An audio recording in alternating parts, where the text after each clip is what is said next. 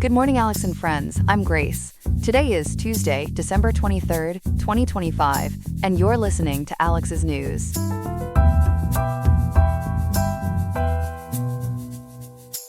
The high in Riverside today is 67.6 degrees, with a low of 56.5 degrees, so expect a mild day perfect for getting out and about.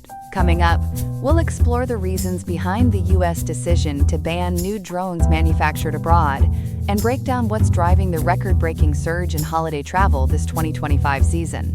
Plus, other key stories on global events, local impacts, and more to keep you informed. All this and more coming up on Alex's News. Stay tuned.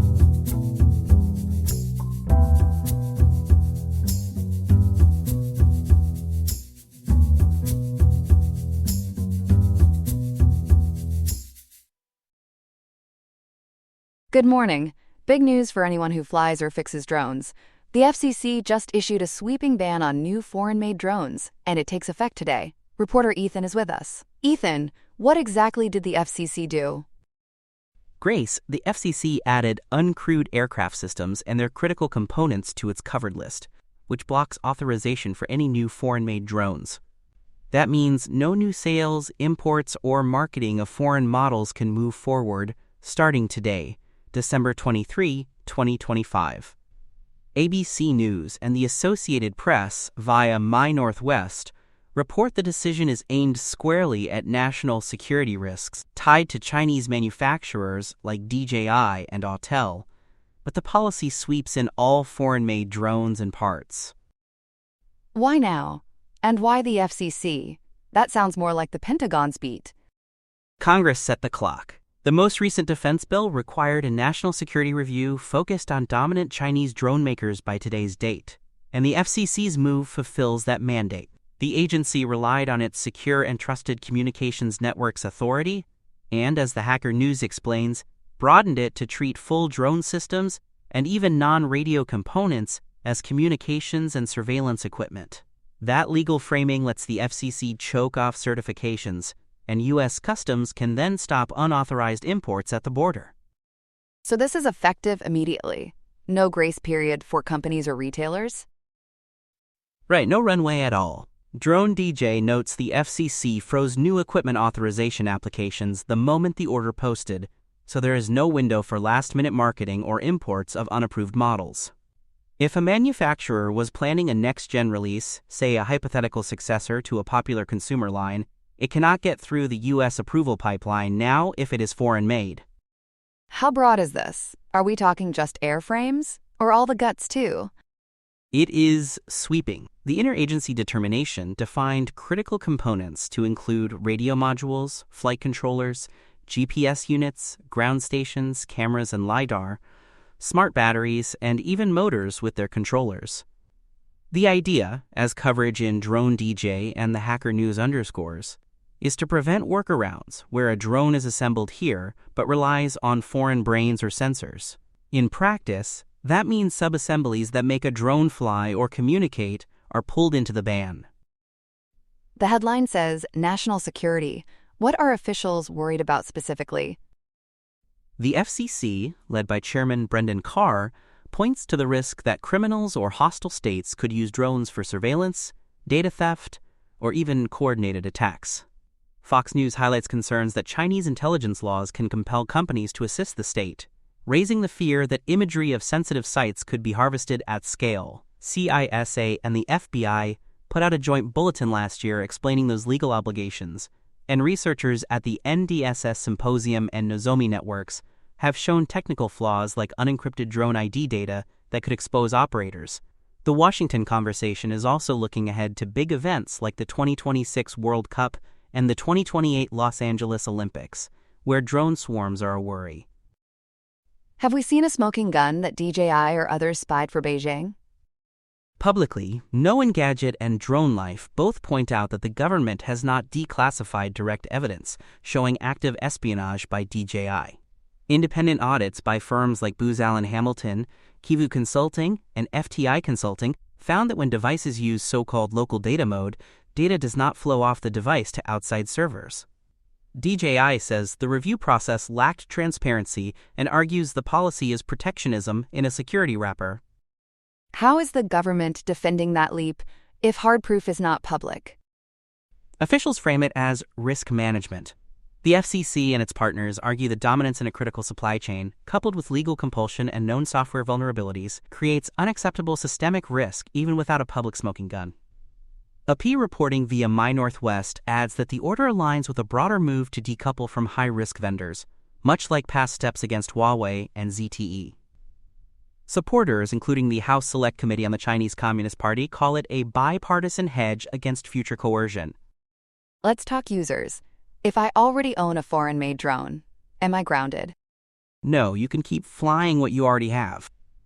ABC News notes the ban is not retroactive, and more than 500,000 registered U.S. pilots can operate previously authorized models without fear of bricking.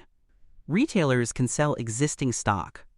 The pinch comes in repairs, because fresh imports of unapproved critical parts are now blocked, which could, over time, force older fleets into retirement as spares run out. Which sectors feel the hit first? Agriculture takes it on the chin. DJI's Agris line dominates crop spraying and scouting, and replacement parts and upgrades will be hard to source under the new rules. Law enforcement and public safety have been shifting to so-called blue UAS options, so this accelerates a move already underway. Filmmakers could lose access to the latest platforms, meaning fewer cutting-edge aerial shots, and likely higher rental prices in the short term. You mentioned blue UAS. Are there U.S. companies ready to step in? Several are positioning themselves. For agriculture, Texas-based Hylio says it is scaling production at a new site to multiply output dramatically over the next few years, as reported by Drone Life and RFD-TV. California's Pica just landed $40 million in funding to grow its autonomous sprayer line, and Ag Eagle in Kansas is expanding distribution for its mapping drones. In public safety, Skydio is ramping up at a California plant with faster assembly times, the robot report notes, while BRINC Drones in Washington raised $75 million to expand its tactical line used by police. What about those camera-heavy cinema rigs? FreeFly Systems in Washington has consolidated operations to push more Alta-X cinema drones and integrate motors and batteries in-house, a strategy industry outlets say improves control over supply chains. Inspired Flight in California is scaling its heavy-lift platforms used for LiDAR and film payloads, leaning on federal contracts to build volume. Teledyne FLIR's SIRAS pitches thermal imaging without geofencing and strict data paths that do not call home, as public safety buyers look for predictable behavior. Let's go back to the law. How did the FCC stretch its authority to include batteries and motors? By classifying entire drone systems as communications and video surveillance equipment under its Secure Networks framework. The Associated Press explains that the order interprets Section 2 of the Secure and Trusted Communications Law as amended by the latest defense bill to cover non-radio components when they are part of a system that transmits data or imagery. That holistic approach closes gaps where a company might argue a battery or flight controller is not a communications device on its own. How will enforcement work at the ports? Customs and Border Protection started checking shipments today against the FCC's Equipment Authorization Database and the covered list. If a shipment contains a foreign drone or a critical part that lacks authorization, CBP can detain and exclude it. PCMag reports importers will need to prove parts are for legacy repairs and already authorized. There is also an overlay with forced labor rules, so a violation can trigger exclusion under that separate law too. Any exemptions? Can police or firefighters get waivers for emergencies? There is a narrow path. The Pentagon or Homeland Security can advise the FCC that a specific system poses no risk, and the agency can allow limited use on a case-by-case basis. TechRadar notes that, as of this morning, there are no broad waivers, so any exceptions will likely track the Blue UAS program or special public safety needs rather than general commercial use. It is not a blanket carve-out. Some will say this is about industrial policy, not security. Is that fair? There is truth to both storylines. ABC News reports the FCC explicitly tied the move to rebuilding a domestic industrial base, and supporters talk about jump-starting U.S. manufacturing to compete with subsidized Chinese firms. Critics, including DJI and Chinese state media cited by outlets like China Daily, call it discriminatory and protectionist. The policy clearly doubles as a market-shaping tool, even as proponents argue the security case stands on its own. How are frontline users reacting, especially in law enforcement? It is mixed. ABC News and My Northwest quote a Texas law enforcement trainer who relies on multiple DJI drones. He says operations will get more expensive and less flexible, but he accepts it as a price for regaining manufacturing independence. Police agencies that already shifted to domestic platforms feel validated. Others worry about training costs and losing features they have come to depend on. There's a supply chain angle too. What materials and parts could bottleneck U.S. makers? Rare earth magnets and certain electronics remain choke points, and the FCC order nods to that. Fox News coverage highlights concerns that China's past export controls show how leverage can be applied, which is partly why U.S. firms are trying to onshore motors, controllers, and battery management. Inside Unmanned Systems reports companies are pursuing component sovereignty, automated assembly, and trade-in programs to bring costs down as volume grows.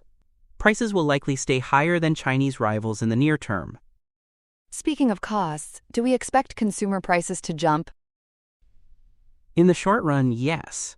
With the market leader largely sidelined for new products, buyers will see fewer low-cost options and more premium domestic or allied-made models. UAV Coach and Tech Radar suggest that as U.S. production scales and automation kicks in, prices could ease, but that will take time. Meanwhile, shortages in maintenance parts may push some hobbyists to the used market. What happens to research and innovation now? Money is already moving. Venture capital is flowing into autonomous navigation, swarming, and secure communications, and the defense bill includes incentives to buy American or allied components, as Unmanned Systems Technology notes. Universities and startups will likely partner with domestic manufacturers to fill capability gaps in agriculture, inspection, and public safety. The ban sets a clear demand signal, which can accelerate the build-out of a domestic ecosystem. And internationally, could allies face collateral damage? Language targets foreign-made systems broadly, but enforcement and exemptions will matter.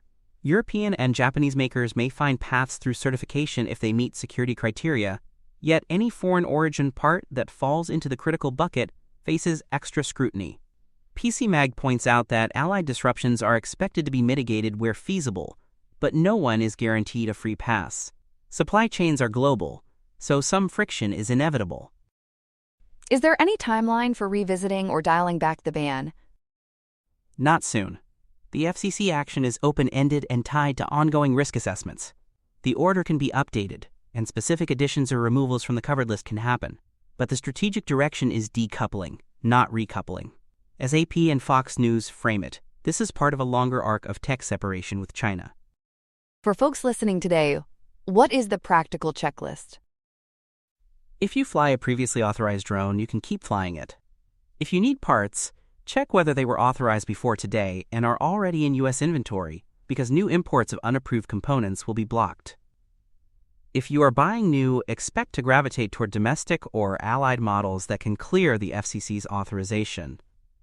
And keep an eye on firmware updates and documentation, because cybersecurity practices will matter more in purchase decisions. Final thought, Ethan. What does this tell us about where U.S. drone policy is headed? It signals that security now outranks convenience in the airspace. The policy tries to build resilience by forcing a shift toward trusted suppliers, even if it means short-term pain and higher costs. PCMag and Tech Radar both describe it as a new reality for uncrewed flight in America, echoing earlier telecom crackdowns, resilient but pricier. Whether it ultimately delivers stronger innovation here at home will depend on how fast domestic makers can scale and compete. Ethan, really helpful. Thanks for breaking it down on a busy morning. Thank you, Grace. It's a record-setting holiday travel rush this year. Chloe, walk us through how big this really is. AAA says we're looking at roughly 122.4 million Americans traveling at least 50 miles during this 13-day window, which runs from last Saturday, December 20th, through Thursday, January 1st. That tops last year's record by a little more than 2%, according to CBS News and AOL's coverage of AAA's forecast. AAA's Stacey Barber underscored the mood, saying, quote, "Holiday celebrations look different for everyone, but a common thread is the desire to travel, whether it's returning to hometown roots or exploring new destinations," end quote. What's driving the surge? Is it mostly people hitting the road? Overwhelmingly, yes. AAA projects about 109.5 million travelers will drive, nearly 9 in 10, helped by gas dipping below $3 a gallon for the first time in 4 years. Men's Journal and Clarksville Online both cited AAA's average at roughly $2.80 to $2.90 nationwide. That's revived the Great American Road Trip as families trade pricier flights for the flexibility of a car. But it sounds like the skies are packed too. How busy are airports? This is the first year-end stretch with more than 8 million domestic air travelers, AAA says, a jump of about 2.3%. Airlines like United and American are bracing for their busiest season ever, and Fast Company reports they're urging folks to get to the airport 2 hours early for domestic, 3 for international. Even with domestic airfare up around 7% to nearly $900 round trip, people are still flying for the speed and to maximize limited vacation days. And those other ways to travel, buses, trains, cruises, what's happening there? That slice is smaller, but it's the fastest growing. AAA told WGBH News that roughly 4.9 million people will choose motor coaches, rail, or cruises, which is up about 9% year over year thanks to cruising's post-COVID comeback. It's a sign travelers want all-inclusive convenience, and some are finding better last-minute value at sea than in the air. How much of this is the economy?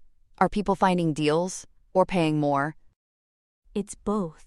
Cheaper gas is clearly helping drivers below $3 today compared with just over $3 last year, as AAA notes, while international airfare has dropped roughly 14% to about $1,400, opening up places like Cancun and Punta Cana. But hotel rates are up about 13%, with domestic stays averaging around $750, and grocery bills are still biting. WFLX highlighted the November CPI showing food prices up about 2.6% year over year. The National Retail Federation's near $1 trillion holiday spending estimate, cited by WPTV, suggests people are spending, but carefully, often putting more on credit. With that many people moving, where and when are the worst traffic jams? INRIX data folded into AAA's forecast points to those first getaway days being brutal. Last Saturday and Sunday were the worst outbound, and this coming Friday, December 26th, will be rough for returns. Greenwich Time relayed that some corridors could see volumes more than double, like D.C. to Baltimore up well over 100% on peak hours, and Boston to Portsmouth surging too. The Fort Collins to Denver run is a striking example, expected to stretch close to 2 hours on the day after Christmas, roughly 50 minutes longer than normal. In general, early mornings are your friend this week, while mid-afternoons through early evenings are the danger zone. Are there any sweet spots to avoid the madness? AAA and INRIX point to Christmas Eve and Christmas Day as relative breathers on the roads, plus New Year's Eve and New Year's Day. CarPro summarized the pattern: go early if you must travel in the next few days, and avoid that lunch to dinner period today and through the weekend. If you can wait until later at night today, after about 9 p.m., you'll likely see clearer lanes in most metros. What places are people flocking to? Any clear favorites? Warmth wins. AAA's booking data, shared with Men's Journal, puts Orlando at the top domestically, with South Florida, Los Angeles, and Anaheim, and Honolulu also drawing crowds. Internationally, Cancun leads, followed by Punta Cana, Cozumel, San Jose in Costa Rica, and Puerto Vallarta. It's a mix of theme parks, beaches, and quick nonstops that make logistics easier over a tight holiday window. Safety's a concern every year. What are officials emphasizing? December is National Impaired Driving Prevention Month, and agencies are ramping up patrols targeting impairment and distraction. AAA reminds drivers to check tires and batteries and to build in time for slowdowns. They handled more than 860,000 roadside calls last holiday stretch. Police say they'll be visible on interstates and near entertainment districts, a strategy that historically reduces serious crashes during late-night holiday celebrations, according to NPR's seasonal safety reporting. Let's talk South Florida specifically. How does the surge look on the ground there today? It's intense. WFLX and WPTV have been tracking heavy volumes on I-95 and Florida's Turnpike in Palm Beach County and the Treasure Coast, with holiday getaways mixing with ongoing construction. FDOT District 4's real-time tools show I-95 at Boynton Beach Boulevard running about 30 to 45% longer than a typical day last year, and speeds in the mid-40s to mid-50s through that bridge widening zone. That matches the broader pattern AAA described, with Florida being one of the top destinations this week. Are there construction closures still active, or have those eased? Today is the last big push before the holiday suspension. FDOT District 4's weekly report says non-emergency lane closures pause starting tomorrow, Wednesday, December 24th, through Friday, January 2nd, which should help. Florida's Turnpike Enterprise began its broader pause last night at about 10 p.m., extending through Sunday, January 4th, with exceptions for emergencies. Until then, you'll still see nighttime lane and ramp closures in Palm Beach and resurfacing windows up the Treasure Coast, so plan for slower overnight runs. Any incidents making things worse, beyond just volume? We had an overturned tractor-trailer on the turnpike near mile marker 242 by Kissimmee early today, which blocked all northbound lanes for a while, Fox 35 Orlando reported. Even though that's roughly 150 miles north of Palm Beach County, the ripple effects reach far as drivers detour to US 441 and US 192 and rubbernecking slows southbound flow. On I-95 closer to Boynton, a pre-rush hour vehicle fire near Linton Boulevard cleared, but the fender benders keep stacking because of heavy volumes, which FL 511 has been flagging all morning. How are airports in South Florida holding up right now? Palm Beach International is showing normal FAA status with minimal delays under about 15 minutes, while Fort Lauderdale and Miami have drifted between very low and normal delay categories today. That's a breather after more than 500 delays across South Florida airports on Sunday, December 21st, according to the Pine Island Eagles aviation updates. Airlines are still telling passengers to arrive early and pre-book parking, because those check-in lines can balloon without warning. What about the weather? Any big disruptions on that front? It's cooperating. WPTV's First Alert team says we're in the upper 70s with low humidity and breezy afternoons, plus a modest chance of light showers today. Nothing severe and no airport ground stops tied to storms. That benign pattern should help keep both roads and runways moving, though a slick sprinkle can still turn into a spin-out if drivers are impatient. People hear record travel and wonder if it's really higher than pre-pandemic. Do we have proof? We do. FDOT's Florida Traffic Online Loops and monthly vehicle miles traveled reports show volumes from Saturday through today are beating 2024 by about 5 to 10% at sample sites like I-95 at Indiantown Road and the Turnpike at Port St. Lucie Boulevard. The District 4 TSM&O dashboard, which uses INRIX probes, shows travel time reliability dipping below last year's levels in several peak periods, which is what you'd expect with 122.4 million travelers on the move. Florida's Turnpike transaction counts back it up too, with gantry data showing pronounced surges through the Treasure Coast. For families debating when to go, what's your simple guidance for the next couple of days? If you can wait until Christmas Eve morning, do it. That's one of the lightest windows, according to AAA and INRIX. If you must go today, aim before 10 a.m. or late this evening after 9, and avoid 2 to 6 p.m. when the crush peaks. Stick to mainline routes unless there's a confirmed closure, and keep Florida 511 alerts on so you're not surprised by a ramp shutdown or a crash ahead. Budget-wise, any last-minute ways to save without adding stress? Lean into the cheap gas while it lasts, and bring snacks to dodge airport prices and high markup rest stops. If you're flying and haven't booked parking, check off airport lots and transit links. The Washington Post has noted those can undercut terminal rates by a wide margin during holiday weeks.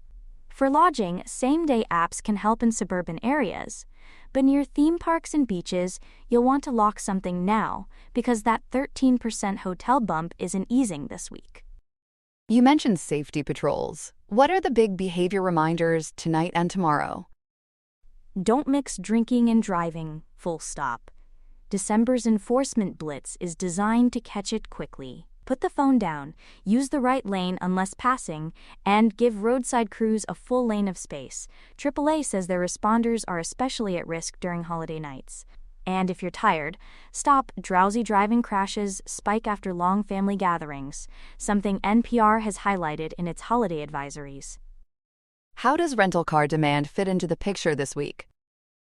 Hertz told AOL that rental demand peaked last Saturday in hub markets like Orlando, Los Angeles, Atlanta, Miami, and Phoenix, and they expect elevated volume to persist through the weekend.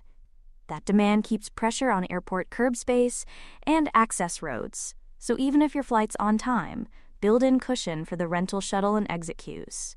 Booking earlier pickup slots can sometimes let you skip lines as cars get turned over mid-morning. Are people changing how they travel because of costs, or is it more about time with family? It's both, and that's why you see car trips dominating. Families are trading a pricey domestic flight, averaging near $900 per Fast Company's roundup, for a drive that costs less thanks to 2-something gas, while others are splurging on an international fare that's come down. The Washington Post reports that post-pandemic priorities still favor experiences with loved ones, and this year's data suggests folks are willing to endure traffic if it means they can afford to bring everyone along. Last thing, what should South Florida drivers know before heading out today? Expect heavy but improving conditions after the dinner hour, especially as construction winds down before tomorrow's official pause. On I-95 through Boynton, watch for the possibility of a single ramp closure at a time. FDOT policy keeps it to 1, with detours signed toward Woolbright when needed, and keeps speeds in check through the bridge work. The Turnpike's earlier crash up by Kissimmee has lingering effects, so check Florida 511 before you choose between I-95 and the Pike. And remember that conditions should ease by Christmas Eve, as both the travel volume dips and those construction suspensions take full effect. Great context, Chloe. Thanks for helping everyone navigate it. Happy to help. Safe travels out there. Here are some other headlines. In the Eastern Pacific, U.S. Southern Command says it carried out a lethal kinetic strike on a low-profile vessel, killing one person it labeled a narco-terrorist. Officials tie the action to Operation Southern Spear, directed by Defense Secretary Pete Hegseth, marking the 29th known strikes in September and bringing the reported death toll to at least 105. While commanders frame the campaign as essential to homeland defense, critics say the administration is treating Latin American drug cartels as terrorist organizations to sidestep maritime interdiction norms and legal process.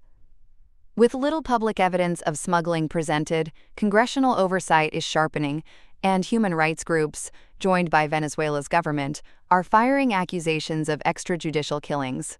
The policy battle is no day at the beach. It's waves. Meets grave concerns. A federal court has ordered the Trump administration to facilitate the return of 137 Venezuelan men deported earlier this year to a high-security prison in El Salvador. U.S. District Judge James Boasberg ruled the men were denied due process when they were removed in March under the 1798 Alien Enemies Act without notice or a hearing. The government must submit a plan by January 5, 2026, to either bring them back or provide a meaningful chance to contest their designation as alien enemies. The case centers on alleged Tren de Aragua affiliations and claims of enforced disappearance at Secot Prison.